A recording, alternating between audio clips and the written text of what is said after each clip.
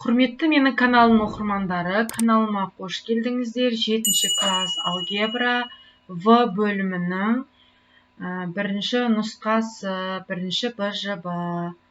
Енді бұл жерде бірінші есепке қарасақ, сан берілген, сол санды стандарт түрге келтіру керек дейді.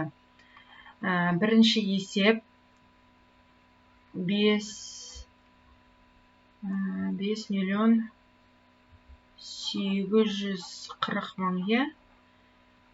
Осыны біз стандарт түрге келтіру үшін стандарт түрдің негізгі формуласын жазып кетейін. А көбейтілген 10-ның n дәрежесі. Бұл жердегі А деп отырғанымыз 1-ге тең болуы мүмкін, немесе 1-ден үлкен болуы мүмкін, және 10-ға дейінгі сан. Осы шартты қанағаттандыруы керек.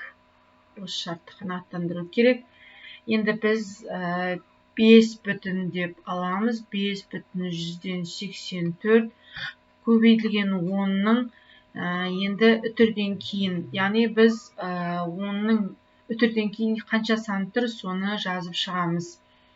Мәраға үтір қойылғаннан кейін 1 орын, 2 орын, 3, 4, 5, 6-ға тең. Есеп аяқталды. Бұл бізде қай есепке келіп тұр? В жауабы. Екінші есеп. Екінші есепте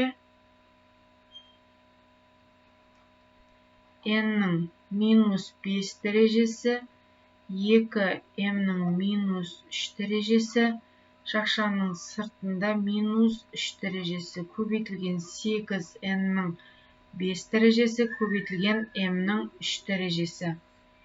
Ең алдымен минус дәрежеден құтылайық. Ол үшін бізде бөлшектің алымы мен бөлімінің орнын ауыстырамыз. 2m-ның минус 3 дәрежесі, n-ның минус 5 дәрежесі. Дәрежелерінің таңбаларын өзгертпейміз. Ал мына жердегі минус дәреже плюс дәрежеге ауысады. Көбейтілген 8n-ның 5 дәрежесі, көбейтілген m-ның 3 дәрежесі. Ары қарай кеттік. Енді жақшаны ашайық. Мынау 3 дәреже мына тұрған сандардың барлығына да қатысы бар. Сол үшін біз не істейміз? 2-ның 3 дәрежесін аламыз. 2-ның 3 дәрежесі дегеніміз ол 2-ні өз-өзіне 3 рет көбейт деген сөз. Ол бізде 8-ге тең. 8 көбейтілген. Мына жерде қалай есептейміз? Мына формуланы еске түсірейік. А-ның m дәрежесі сыртында n дәрежесі болатын болса, ол дәрежелер көбейтіледі. Осы формуланы қолданамыз. Солай жасап, мына жерде минус 3-ті 3-ке көбейтеміз, сонда m-ның минус 9 дәрежесі. Ал бөліміне де дәл солай минус 5-ті 3-ке көбейтеміз, сол кезде ол минус 15 болады. Көбейтілген 8n-ның 5 дәрежесі, көбейтілген m-ның 3 дәрежесі. Ары қарай кеттік. Сандарды көбейтеміз. 8 бен 8-ді көбейтеміз. 64 болады. Енді m-дерді санайық. Орталарында көбейту амалы тұрғандықтан мына 2 сан қосылады. Сонда m-ның минус 9 плюс 3. Ары қарай кеттік. n-ның мына жерде 5 дәрежесі минус бөлу. Минусты білдіреді. Немесе мынау тұрған бөлшектің бөлімде тұрған минус жоғары қарай көтерілген кезде формуланы жазып кетейік. 1 бөлінген А-ның минус n дәрежесі болса, жоғарыға көтерілгенде ол оң санға айналады деген формула бар. Осы формуланың көмегімен минус 15-іміз плюс 15-ке айналады. Сонымен 64 минус 9 плюс 3 болғанда m-ның минус 6 дәрежесі, n-ның 20 дәрежесі. Оны былай жазуға болады. А-ның минус n дәрежесі болса, 1 бөлінген аның n дәрежесі деп түсіріп жіберуге болады. Сол кезде біз не істейміз? Бөлшек сызығын 64 қалдырамыз. N-нің 20 дәрежесін қалдырамыз, себебі оң санмен беріліп тұр. Ал мына -6-ны бөлшектің бөліміне түсіріп жібереміз. Сол кезде осындай жауап шығады. Ал үшінші есепте 4-тің 0 дәрежесі көбейтілген 16-ның -8 дәрежесі, 64 7 көбейтілген 4-тің 2 дәрежесі. Кез келген санның 0 дәрежесі 1-ге тең деген формуланы қолданамыз. Сол кезде 4-тің 0 дәрежесі 1-ге тең. Ал мына жерде 16 деп отырғанымыз 4-тің 2 дәрежесі жақшаның сыртында -8 тұрады. 64 деп отырғанымыз 4-тің 3 дәрежесі -7 көбейтілген 4-тің 2 дәрежесі. Ары қарай кеттік. 4-тің -16 дәрежесі, 4-тің -21 дәрежесі, 4-тің 2 дәрежесі. Ары қарай кеттік, енді есептейік. 4-тің -16 дәрежесін солге жазамыз. Мына жерде 4-тің -19 дәрежесі болады. Мына формуланы білеміз. А-ның m дәрежесі көбейтілген А-ның n дәрежесі болса, онда ол m қосылған n болады. Осы формуланың көмегімен есеп шығарып жатырмыз. Ал егерде А-ның m дәрежесі бөлу А-ның n дәрежесі болса, онда дәрежелер алынады. Осы формулалардың көмегімен -21 плюс 2, сонда -19 болды. Егерде 1 бөлінген А-ның -n дәрежесі болса, жоғары қарай көтерілген кезде ол плюс болады. Жоғарға шыққан кезде. Сонымен 4-тің -16 дәрежесі плюс 19 дәрежесі, 4-тің 3 дәрежесі. 4-тің 3 дәрежесі деген сөз 4-ті өз-өзіне 3 рет көбейт деген сөз. Сонда бізде 64 болады екен. Келесі есеп. Келесі есепте бізде 4-ші есеп сандарды салыстыр дейді. А есебіне қараймыз. А есебінде 3,4, 3,4 алдыңғы сандары тең болып тұр. Енді оның -3 дәрежесі үлкен ба, оның -2 дәрежесі үлкен ба деген кезде -3 болатын болса, онда ол 1 бөлінген А-ның 3 дәрежесі деп жазуға болады. Немесе оның -3 дәрежесі болса, ол 1 бөлінген 1000 деп жазуға болады. Ал -2 дәрежесі болатын болса, ол 1 бөлінген 100 болады.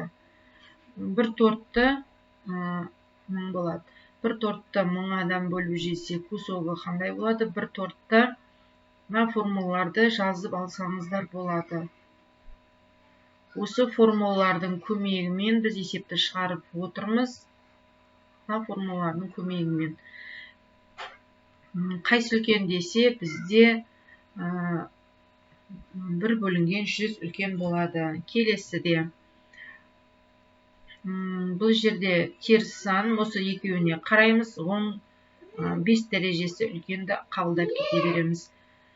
С есебінде мына жерде 10-ның 3 дәрежелері бірдей. Мына алдында тұрған сандарды қараймыз. 6,8 үлкен деп аяқтаймыз. Енді 5-ші есепке тоқталайық. Ертедегі қаланың ауданы берілген. Осы қаланың ауданы сантиметр квадратпен берілген. Оны метр квадрат немесе километр квадрат түрінде жаз дейді. 35,9 көбейтілген 10-ның 12 дәрежесі сантиметр квадрат. Енді метр квадратқа айналдырайық. Ал енді бұрын өткеніміз еске түсірейік. 1 метрде 100 сантиметр бар. 1 сантиметрде 0,1 метр бар. Енді теңдіктің екі жағын квадраттайық. Сол кезде 1 сантиметр квадрат 10 мыңнан метр квадрат болады. Енді бұны неге айналдыратын болсақ, бөлшек түріне айналдыратын болсақ, бұл 1 бөлінген 10-ның 4 дәрежесі метр квадрат. Енді біз не істейміз? Осы бөлшекті мына берілген санға көбейтеміз. Сол кезде 10-ның неше дәрежесі болады бұл жерде? Есептейік. 35,9 көбейтілген 10-ның 12 дәрежесі көбейтілген 1 бөлінген 10-ның 4 дәрежесі. Енді мына жерде жоғары қарай көтерілгенде формуласын жазып кетейік. Егерде 1 бөлінген a-ның n дәрежесі болатын болса, жоғарыға көтерілгенде минус n дәрежесі болады.